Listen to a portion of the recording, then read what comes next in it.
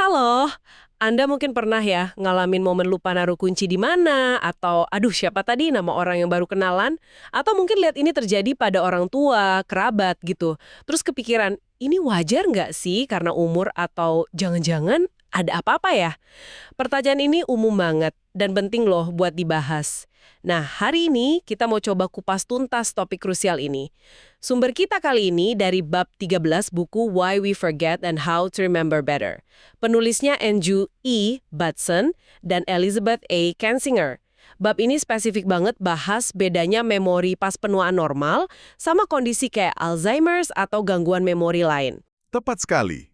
Jadi, misi kita nih dalam diskusi ini, kita mau bantu Anda memilah mana sih perubahan memori yang, ya, emang wajar karena nambah usia, dan mana tanda-tanda yang kayaknya, perlu perhatian lebih. Siapa tahu itu ngarah ke Alzheimer atau gangguan kognitif lain kan? Kita bakal bedah deh perbedaannya, pakai dasar sains soal memori dari buku itu. Oke, menarik nih sumbernya bab 13. Yuk kita mulai dari yang paling dasar dulu. Apa sih sebenarnya yang terjadi sama memori kita pas kita menua? Secara normal, wajar gitu jadi lebih pelupa. Iya, ada perubahan memori yang dianggap normal kok seiring usia. Buku ini jelasin kalau ini seringnya ada kaitan sama fungsi lobus frontal otak kita. Itu loh bagian otak di belakang dahi.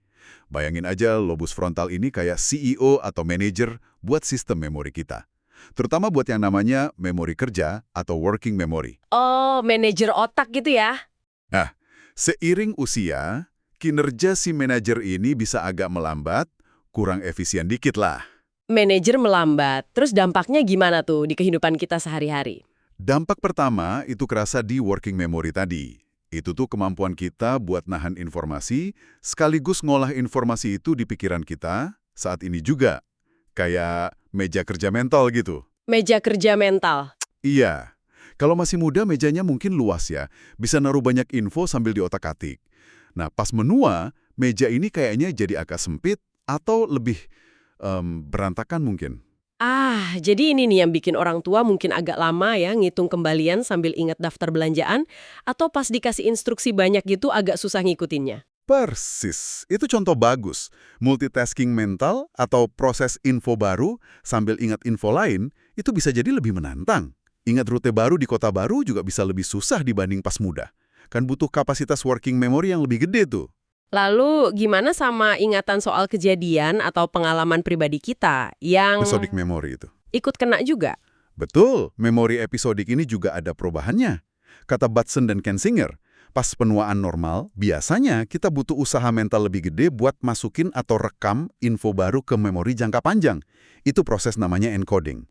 Sama, butuh usaha lebih juga buat ngeluarin atau manggil lagi info itu pas dibutuhin, proses retrieval. Jadi ini ya alasannya kenapa orang tua sering banget kayak, aduh udah di ujung lidah nih, tapi susah banget ingat nama orang, nama tempat, atau judul film gitu. Tepat sekali. Susah ingat nama atau anomia, itu keluhan paling umum loh pas penuaan normal, butuh kaitan atau petunjuk yang lebih kuat biar ingatannya keluar. Terus sumber kita juga bilang, kalau ingatan keliru, false memories, itu juga bisa lebih sering muncul. Ingatan keliru, maksudnya? Itu loh, merasa yakin ingat sesuatu padahal kejadiannya nggak persis gitu. Nah, ini bisa lebih sering terjadi pada penuaan normal. Menarik. Jadi lebih susah ingat detail spesifiknya ya. Tapi ada sisi baiknya nggak sih dari perubahan ini? Kayak ada kompensasi gitu? Ada. Ini poin menarik dari buku ini. Walaupun detail spesifik kejadian mungkin agak pudar, tapi kemampuan ingat inti atau makna, gist memory katanya, itu seringkali tetap kuat.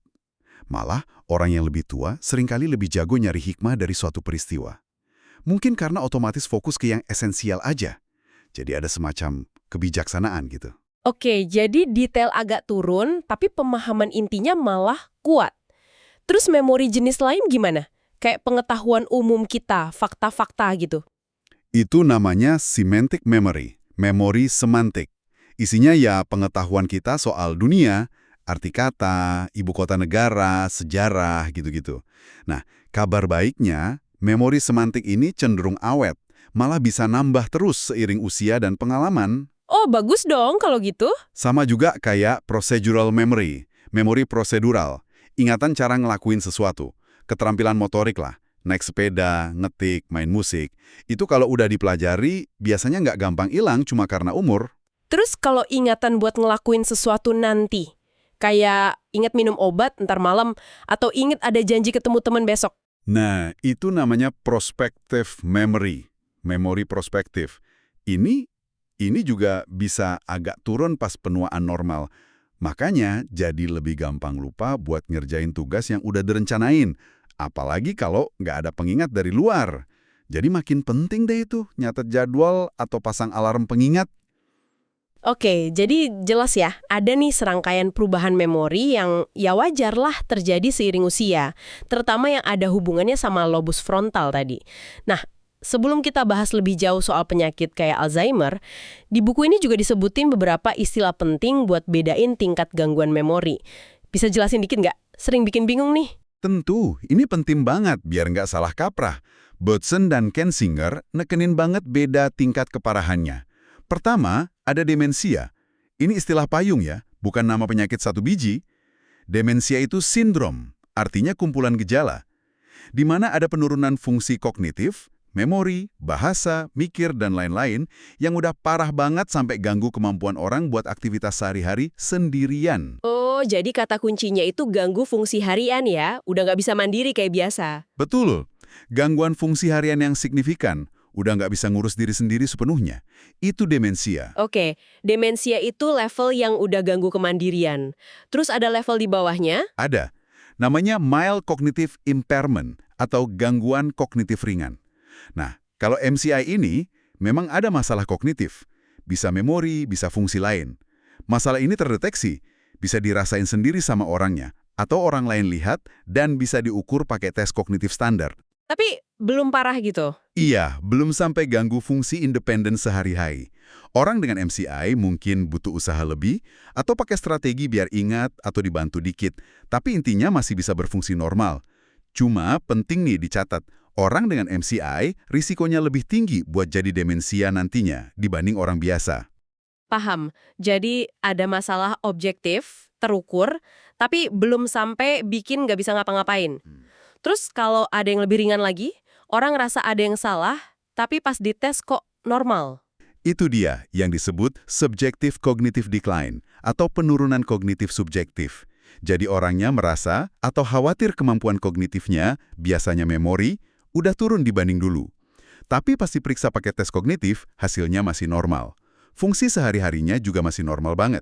Jadi cuma perasaan aja. Perasaan yang subjektif, tapi bisa jadi itu tanda paling awal dari perubahan di otak yang nantinya jadi penyakit kayak Alzheimer. Tapi nggak selalu ya.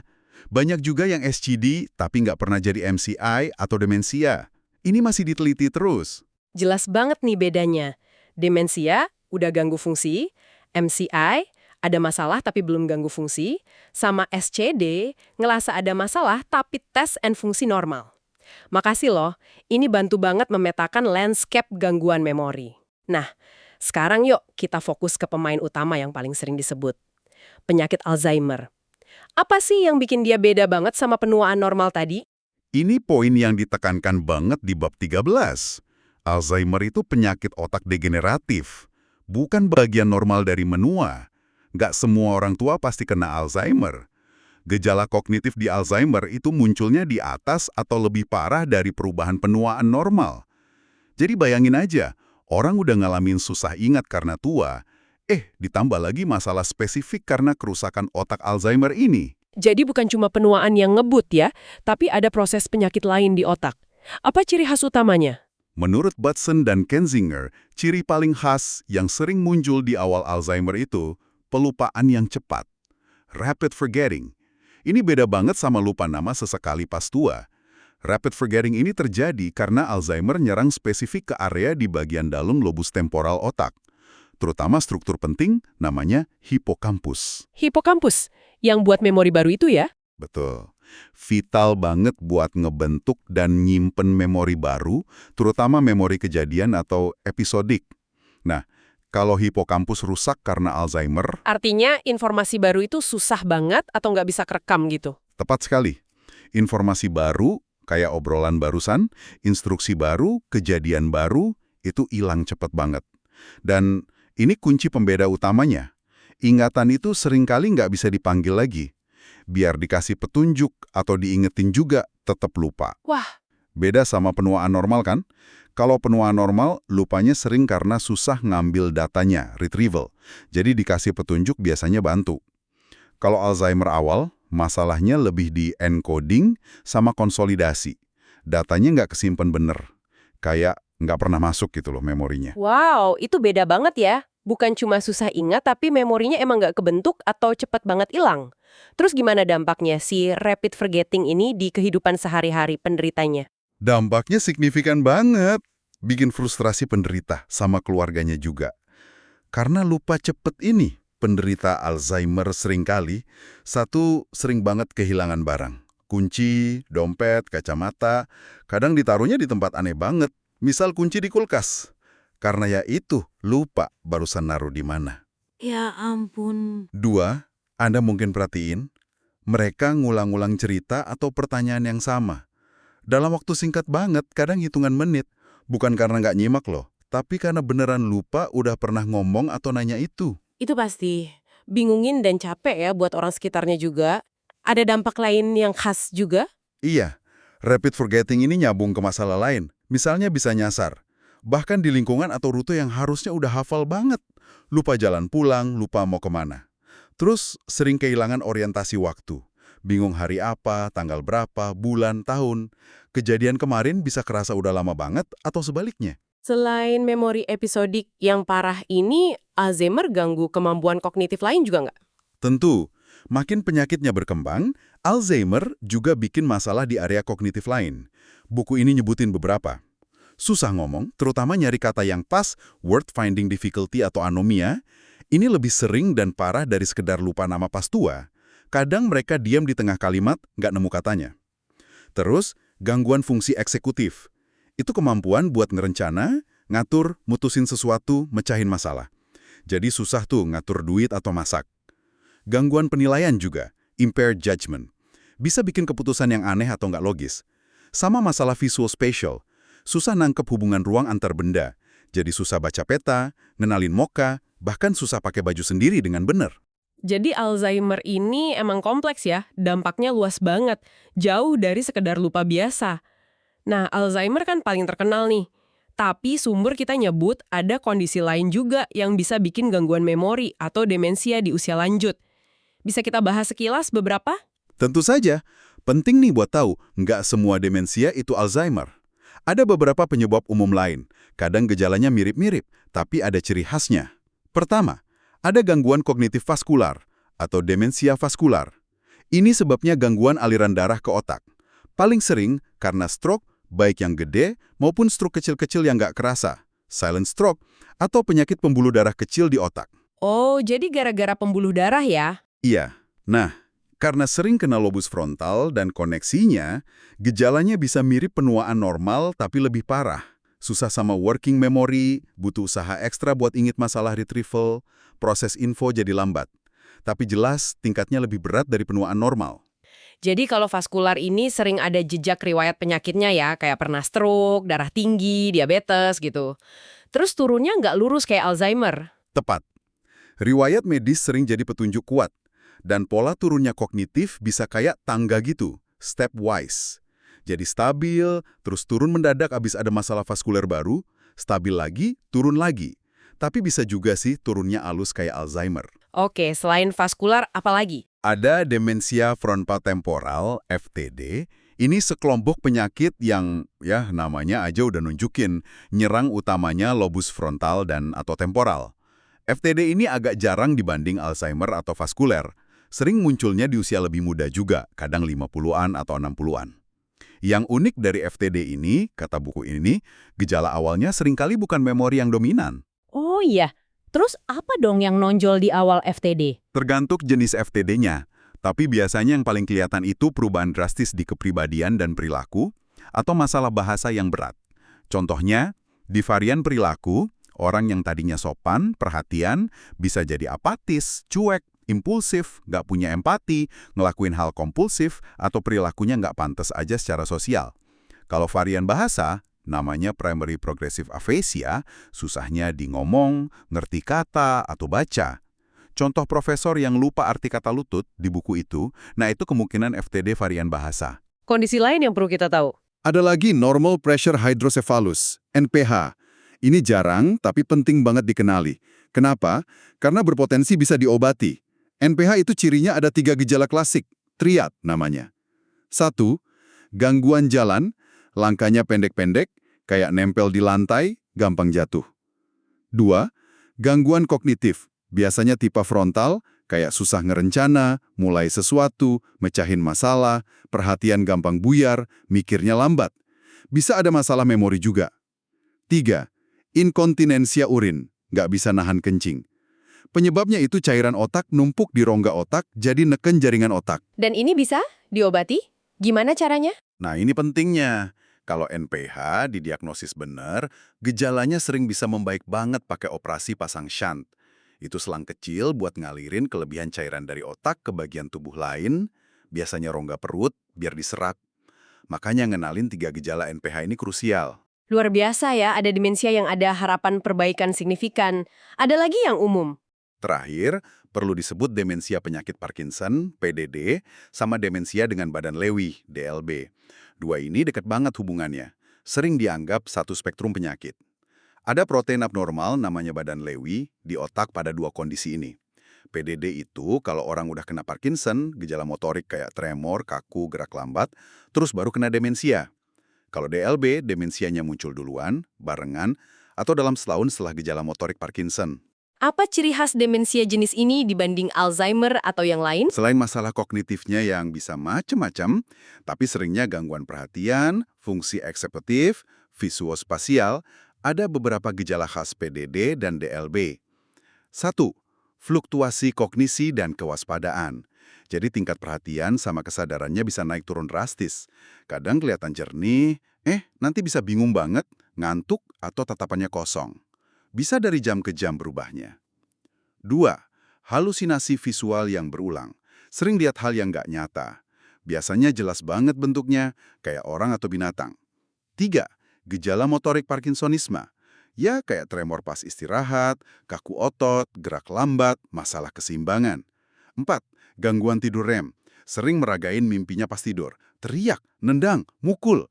Jadi kombinasi masalah kognitif sama fluktuasi kesadaran, halusinasi visual, dan atau gejala Parkinsonik, itu kuat banget ngarah ke PDD atau DLB. Wah, ternyata banyak ya jenis gangguan memori dan demensia selain Alzheimer. Masing-masing punya ciri khasnya. Kalau gitu abis dengar semua ini, gimana cara paling gampang buat kita orang awam mulai bedainnya? Tentu kita tahu ya, diagnosis pasti harus dari dokter, evaluasi lengkap. Tentu, diagnosis itu proses kompleks ya.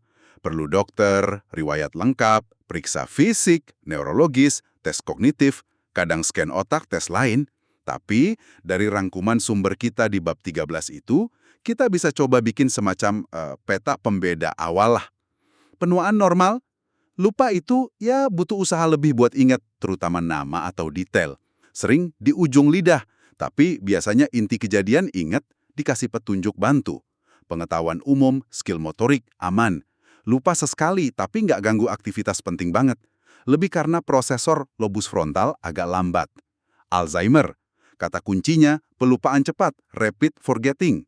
Info baru hilang total, kayak nggak kerekam, petunjuk nggak bantu. Ini ganggu banget fungsi harian. Ditambah masalah progresif di bahasa, mencari kata, fungsi eksekutif, rencana, putusan, nilai, orientasi waktu tempat. Lebih karena perekam, hipokampus rusak.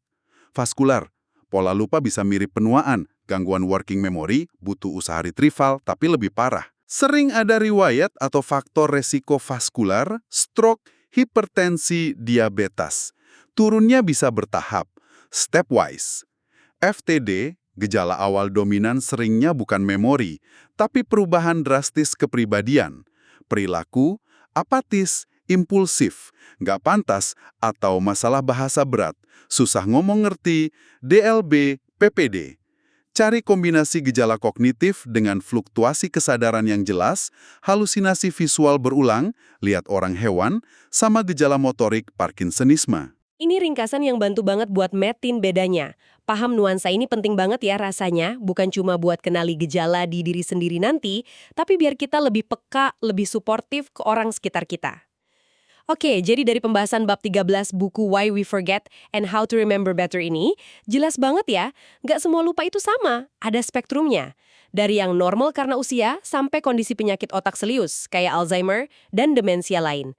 Kunci bedainnya ya di pola gejalanya, parahnya gimana, area mana aja yang kena, dan paling penting, dampaknya ke kemampuan orang jalani hidup sehari-hari. Betul sekali. Pengetahuan ini berharga banget. Seperti kata Burson dan Gensinger, bisa bedain ini bukan cuma buat ngasih label diagnosis. Lebih dari itu, ini soal bangun pemahaman, empati, sama pendekatan yang lebih pas ke orang yang mungkin lagi ngalamin ini. Entah diri kita sendiri, keluarga, teman, atau rekan kerja. Pemahaman ini bisa jadi langkah awal ke penanganan dan dukungan yang lebih baik. Terima kasih sudah menyimak kupasan mendalam kita kali ini.